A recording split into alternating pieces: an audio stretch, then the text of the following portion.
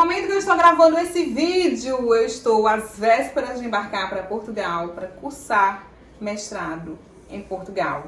E eu quero compartilhar com vocês como foi o processo para me candidatar a uma universidade para estudar em Portugal, até o momento da aceitação e de, enfim, ter o visto e Portugal e vamos nós. Vamos assistir esse vídeo conosco. Oi, pessoas! Oi, gente! Eu estou com essa carinha aqui já um pouquinho cansada, mas estamos com malas prontas e nos despedindo para ir para Portugal. Vou estudar lá, como as pessoas que me acompanham nas minhas redes sociais já sabem, ou quem acompanha a gente aqui no canal já sabe que eu já postei um vídeo aqui, ó, Partiu Portugal, hashtag Partiu Portugal. Mas algumas dúvidas, algumas perguntinhas surgiram já quando eu postei no meu Instagram meses atrás e eu decidi compartilhar com vocês aqui também no canal de qual o processo, como foi o passo a passo para ingressar numa universidade e cursar mestrado em Portugal. Então, assim, é a minha experiência, é a minha história e eu espero que te influencie de alguma forma, te ajude de alguma forma, esclareça alguma dúvida que você tenha. Mas se alguma dúvida persistir, você deixa aqui nos comentários. Também se inscreve aqui no canal e deixa seu like aqui nesse vídeo, tá bom? Vamos lá, o primeiro passo que a gente faz, que a gente toma quando a gente começa a pensar em estudar fora, que eu diria, é você pesquisar na sua área de atuação quais as universidades seriam interessantes, quais cursos seriam interessantes, o custo desses cursos, o período de duração. E aí você já vai ali selecionando uma universidade ou outra que te interessa. E você vai começar a acompanhar essa universidade no site dela para entender sobre o processo de candidatura e o período em que ela abre candidatura. Por que isso? Porque não existe uma fórmulazinha. O período letivo em Portugal começa em setembro. E, portanto, os períodos de candidatura, eles abrem bem antes disso. Mas não existe uma data, assim, uniforme, tipo, as faculdades todas abrem período de candidatura em março. Não, algumas abrem em fevereiro, outras em março. Uma das universidades para a qual eu prestei candidatura abriu o processo de candidatura ainda em dezembro. Então, assim, é você escolher a universidade que você está afim, que te interessou, o curso, e você ficar ali acompanhando no site deles. Ou até, algumas universidades, você faz um cadastro no Fale Conosco deles, eles te mandam a brochura do curso e as informações por e-mail e até te informam quando o processo de candidatura é aberto. Eu recebi, inclusive, ligação de algumas delas informando que o processo de candidatura estava aberto. Eu prestei candidatura a 2 universidades, uma particular e uma pública, e, portanto, eu vou falar um pouquinho sobre esses processos. Então, uma vez que você escolhe a universidade e você acompanha ela, quando abre o processo de candidatura, é importante você considerar o que o edital diz, porque de uma universidade para outra muda também um pouquinho. Para mestrado, é diferente de uma candidatura para um curso de graduação, onde você geralmente faz um vestibular, onde você, ou no caso, você pode até submeter a nota do Enem, que eu não quero falar sobre isso aqui, porque eu não tenho conhecimento sobre isso, mas a gente sabe que é possível. Mas para mestrado, o processo de candidatura é diferente. Nessas 2 universidades que eu me candidatei, havia muitas similaridades entre os processos, mas algumas diferenças, certo? Então, por exemplo, eu li o edital, vi o que precisava para se candidatar e entrei com o processo de candidatura. Geralmente você paga uma taxa, que varia também de universidade para universidade, faculdade para faculdade. O valor dessa taxa é uma taxa paga em euro, certo? E diga-se de passagem, o euro está muito caro, mas isso não é assunto desse vídeo. E aí você submete a documentação que eles exigem para então participar do processo, né? Para saber se você vai entrar ou não.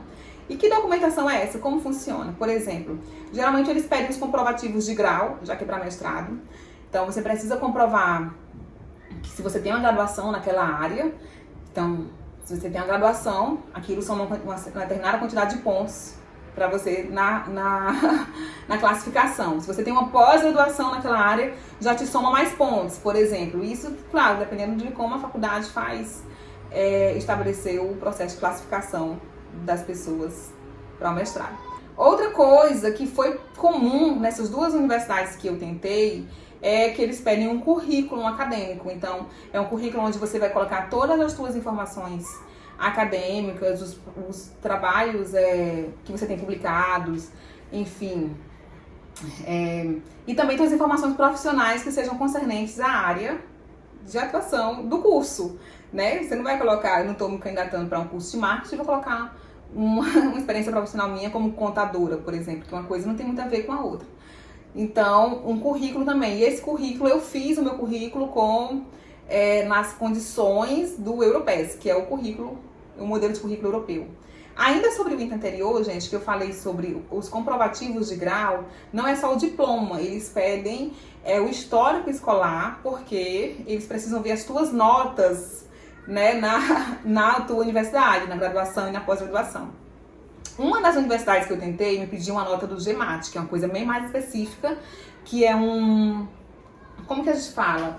É uma prova de seriação de profissionais de marketing do mundo todo. Então eu não vou entrar nesse detalhe, que é uma coisa muito específica para esse curso, certo? E aí, além disso, o que foi comum que ambas as universidades pediram? Eles pediram uma carta de intenções, aí aquela hora de você usar todo o seu charme na escrita e dizer por que você quer estudar naquela universidade, por que aquele curso, quanto isso vai te agregar no teu currículo, quanto você pode contribuir com aquela universidade estudando lá, enfim, faz uma carta de intenções assim bem bacana para enviar junto no processo. Além disso, uma dessas universidades fez um passo além, que foi uma entrevista online via Skype. Então, por isso que eu digo que o processo é muito relativo, né? Muda um pouquinho, embora tenha coisas muito semelhantes, muda um pouquinho de uma faculdade para outra. Tá, passei por todo o processo, mandei a inscrição, a matrícula não, a candidatura, e aí você fica acompanhando até sair o processo até sair a lista dos que foram aceitos, né? Uma vez que você se classifica, que você aceite, você vai proceder com a matrícula. Também existia diferença na matrícula, eu fui aceita nas duas universidades, uma delas é a que eu escolhi, que é a Universidade do Porto, era a que eu queria de verdade, a outra eu não vou citar por uma questão ética, mas a outra, por exemplo, eu não poderia fazer matrícula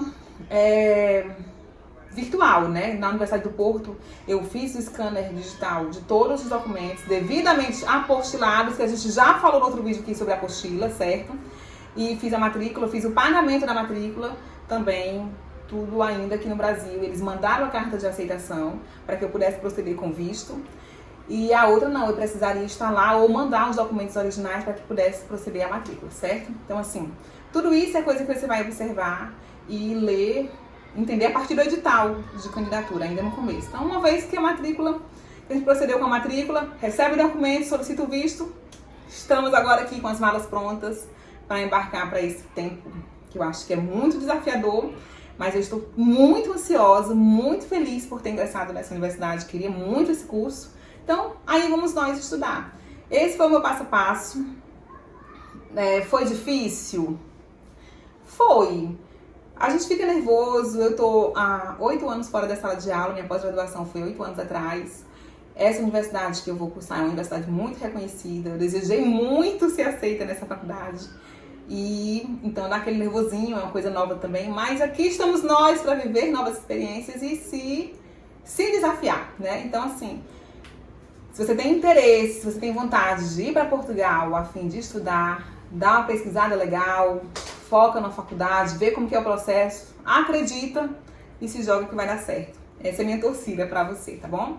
Então é isso. Se inscreve aqui no canal. Se ficou alguma dúvida, você pode deixar aqui nos comentários.